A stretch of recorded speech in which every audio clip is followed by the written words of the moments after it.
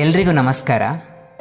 ಕಳೆದ ಒಂದು ವಾರದ ಹಿಂದೆ ಅಷ್ಟೇ ಮಂಗಳೂರಿನ 23 ವರ್ಷದ ಗ್ಲೋರಿಯಾ ಎಂಬಾಕೆ ಆನಫೈಲಾಕ್ಟಿಕ್ ರಿಯಾಕ್ಷನ್ಗೆ ತುತ್ತಾಗಿ ಸಾವನ್ನಪ್ಪಿದರು.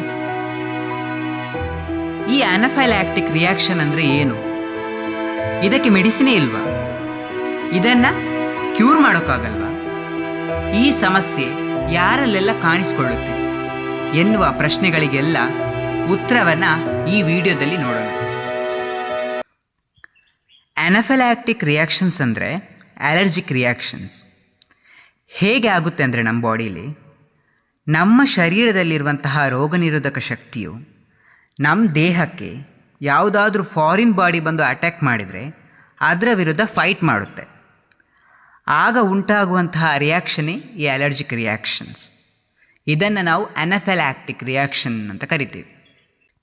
ಈ ಅಲರ್ಜಿಕ್ ರಿಯಾಕ್ಷನ್ಸ್ಗಳಿಗೆ ಕಾರಣ ಏನಂದರೆ, ಮೊದಲನೇದಾಗಿ ಫುಡ್ ಐಟಮ್ಸ್ ಅಂದರೆ ಈ ಸೀ ಫುಡ್ ಇರ್ಬೋದು, ಗ್ರೀನ್ ಗ್ರಾಮ್ಸ್ ಇರ್ಬೋದು, ಪೀನಟ್ಸ್ ಇರ್ಬೋದು.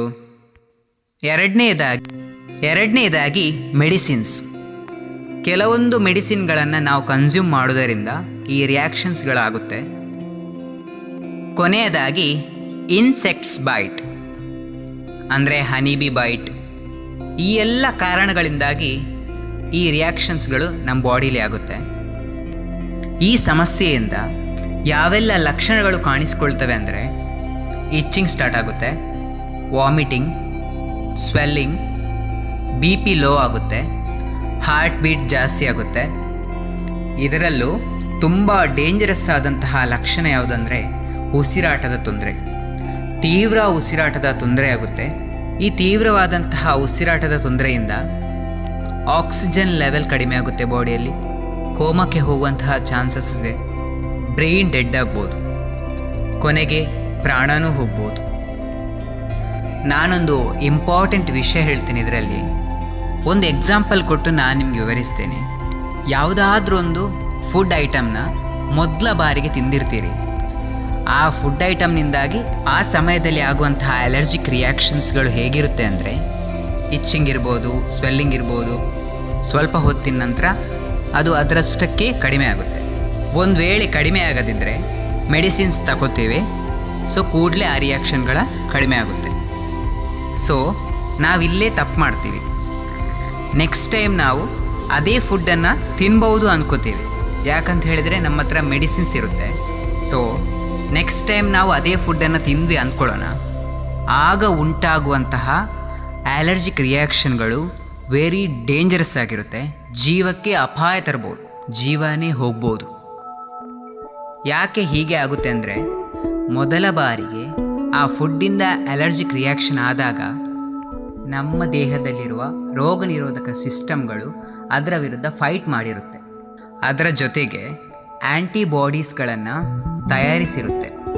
ಒಂದು ವೇಳೆ ನಾವು ಅದೇ ಫುಡ್ಡನ್ನು ನೆಕ್ಸ್ಟ್ ಟೈಮ್ ಕನ್ಸ್ಯೂಮ್ ಮಾಡಿದಾಗ ಈ ಆ್ಯಂಟಿಬಾಡಿಗಳು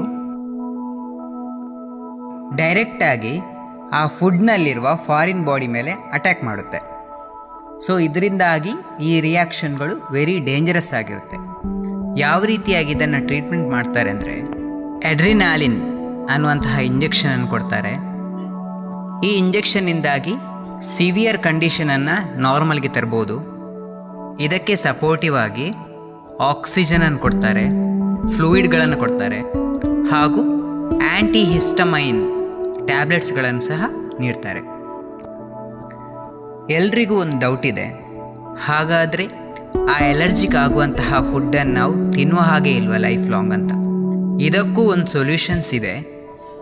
ಡಾಕ್ಟರ್ನ ಕನ್ಸಲ್ಟ್ ಮಾಡಿ ಇಮ್ಯೂನ್ ಥೆರಪಿಯನ್ನು ಮಾಡ್ಬೋದು. ಯಾರೂ ಕೂಡ ಈ ಸಮಸ್ಯೆ ಬಗ್ಗೆ ಹೆದರ್ಕೊಳ್ಳುವಂತಹ ಅವಶ್ಯಕತೆಯೇ ಇಲ್ಲ. ನಿಮಗೇನಾದರೂ ಫುಡ್ಡಿಂದ ಅಥವಾ ಮೆಡಿಸಿನ್ಸ್ಗಳಿಂದ ಈ ಥರದ ಅಲರ್ಜಿಕ್ ರಿಯಾಕ್ಷನ್ಸ್ಗಳೇನಾದರೂ ಇದ್ದರೆ ದಯವಿಟ್ಟು ಕನ್ಸಲ್ಟ್ ಮಾಡಿ ಅದಕ್ಕೆ ಬೇಕಾದಂತಹ ಮೆಡಿಸಿನ್ಸ್ಗಳನ್ನು ತಗೊಳ್ಳಿ. ಅಲರ್ಜಿಕ್ ಇರುವಂತಹ ಫುಡ್ಗಳನ್ನು ಆದಷ್ಟು ಅವಾಯ್ಡ್ ಮಾಡಿ. ಅದರಲ್ಲೂ ಮಕ್ಕಳ ಬಗ್ಗೆ ಹೆಚ್ಚಿನ ಗಮನವಿರಲಿ. Early detection is always best. ಈ ಸಮಸ್ಯೆ ಬಗ್ಗೆ ನಿಮಗಿದ್ದಂತಹ ಡೌಟ್ಗಳು ಕ್ಲಿಯರ್ ಆಗಿದೆ ಅಂದ್ಕೋತೀನಿ. Save your life. Thank you so much.